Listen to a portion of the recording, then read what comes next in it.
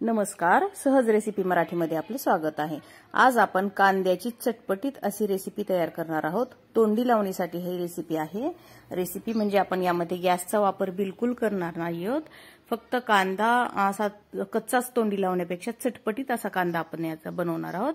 तर 2 कांदे थोडे मोठ्या आकाराचेच होते, तर उभे चिरून घेतले, त्याचे असे पातळ काप केले आणि हे काप अगदी असे सोडवून घ्यायचे, म्हणजे प्रत्येक पाकळी त्याची मोकळी व्हावी अशा पद्धतीने ह्या पाकळ्या अशा सोडवून घ्यायच्या।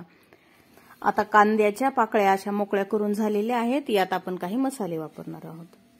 इथं थोडेसे मसाले घेतलेत, एक अर्ध लिंबू घेतले, कोथिंबीर घेतली धुवून बारीक चिरून, थोडंसं मीठ घेतले, या ठिकाणी काळं मीठ वापरलं तरी चालतं। काश्मीरी लाल तिखट घेतलं, थोडंसं तिखट तुम्ही तुमच्या अंदाजाने कमी किंवा जास्त घालू शकता। थोडीशी आमचूर पावडर आणि थोडासा चाट मसाला। आमचूर पावडर नसेल तर थोडंसं लिंबाचं प्रमाण तुम्ही इथे जास्त घेतलं तरी चालतं। आता हे मसाले आपण या कांद्यामध्ये मिक्स करून घेऊया। उन्हाळ्याच्या दिवसामध्ये आपण असा तोंडी लावायला एरवी कांदा खातो, पण तोच कांदा अगदी असा चटपटीत तयार करून घेतला की आपल्या जेवणाला चांगली चव येते आणि अर्धी भाकरी वगैरे जास्तच जाते। तर आता हे सर्व मसाले या कांद्याला व्यवस्थित मिक्स करून घ्यायचेत, म्हणजे एकजीव होईपर्यंत मिक्स करायचे। आणि आता आपण यावर कोथिंबीर घालून लिंबू पिळणार आहोत।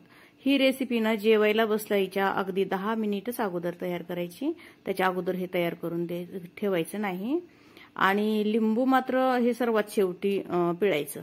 जेव्हा आपण ताटा वाढून घेतो, जेव्हा आपल्याला ताटामध्ये हा कांदा ठेवायचा आहे त्यावेळेसच लिंबू पिळायचं, त्याच्या अगोदर लिंबू पिळून ठेवायचं नाही।